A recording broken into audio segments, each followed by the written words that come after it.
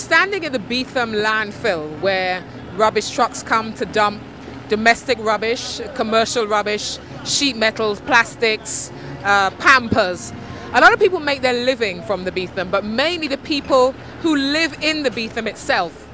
I spoke to a number of people who all said more or less the same thing, that they have to contend with the dust when it's the dry season, that they're not provided with masks, that when it's the rainy season they have to contend with slush and mud. It's unhygienic, of course, it's a landfill, but it's also unhealthy for them to be in here every day. And yet this is how a lot of people feed their families, men and women. And it's even home to some people who live on the landfill. So I'm going to take you on a mini tour of the landfill and we'll chat to some of the people who live and work here.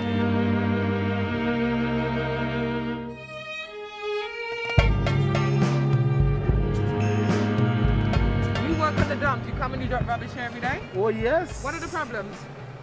Well, some of the problems I would say that I would encounter here is the dust, the smoke, and when in the rain time you get a lot of mud and slush. Some of the standards need improving. Like, let me say, the road itself, you know, if they could have built a permanent road and a hard road then, and then if they could also have vehicles that will be able to keep down the dust, like with water then, to keep down the dust, especially in this this dry season. There's a lot of dust and it's very frightening, you know, to know that you're out here and then you have to leave and go home to your family and things. I think we need some attention down inside here. I would say so. Considering how long this landfill is in service, it's every single day, right? Port of Spain and environments, all this rubbish is coming here. So I guess what you're saying is true, but I believe the problem or a solution to this is recycling. Right, which part they will have more space, you know? So this is something the authorities need to consider.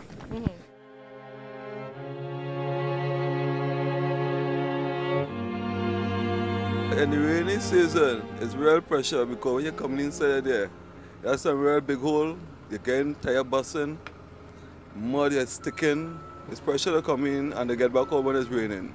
Really, really problem. Total problem, mess. The whole place has been a whole mess. When it's dry, it's dust. I can't say them guys and them could be able to stay inside here. They could have it better than how it is. At least they could spend some money and fix it here better than how they have it here right now. I have kids, you know, and I just have to take that into account. I have young kids, you know, so I take it very serious. I come in here and having to be mingling with my kids. It isn't healthy. You have to bear that in mind. And it is something at your risk when you come here. Whatever happens to you here, you know, is at your own risk. You know, you have people coming here, lost body parts, they lost their life and nothing comes out of it. How? You understand? How does that happen? You know, well, you get run over by vehicles and stuff, you understand? It isn't something regular, but it does happen, you understand? I'm telling you, for the past 2 months back, is the hardest and the worst state I've ever seen this landfill in.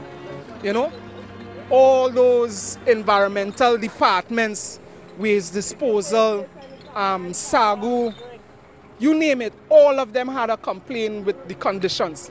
It was chaos, it was totally something, you know, unacceptable because of the rain, the conditions. The road and drainage, everything was just haywire.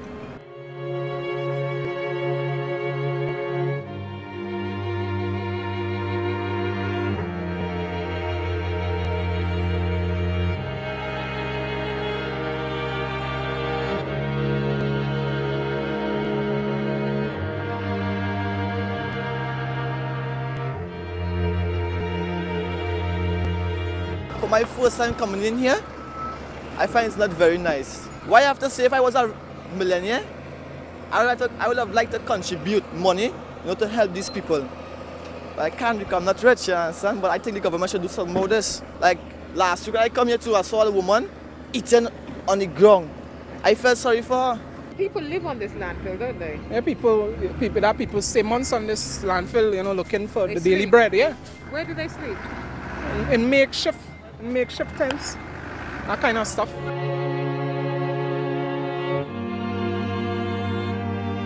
Hello, you live here?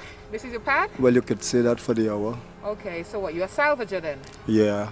What do you salvage? Metal, bottle, paper, etc., etc. Make a good living? We had to make it very hard to do it.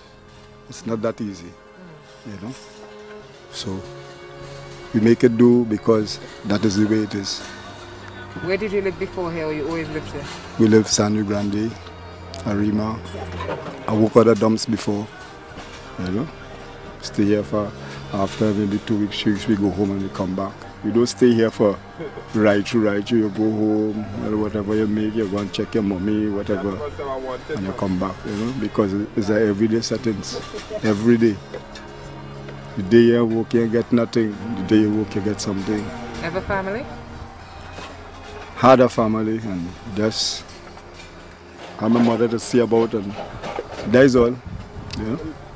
If we just camp out here for a period of time, long, very long, maybe years, whatever, you know.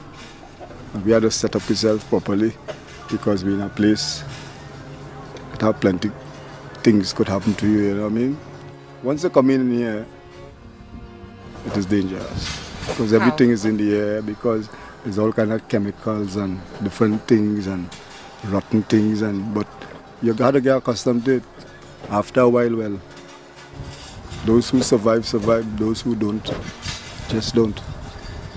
Not everybody might be lucky at the same time. Well, everything is everything. I try my best to keep out of trouble, so I just rather come here to look for $1 now. You have kids? You have a family, a wife? You have a big daughter, 20 years.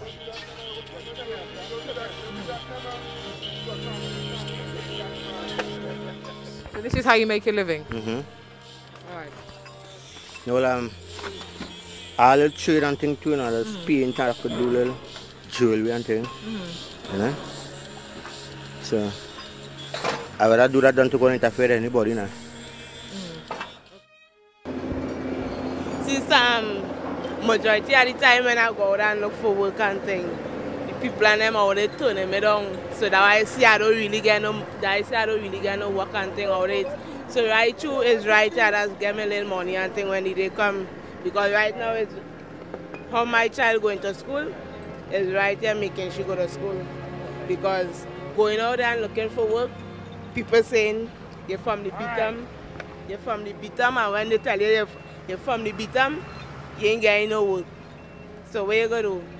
You have to come and hustle here just to get money to send your child to go to school. Is it enough?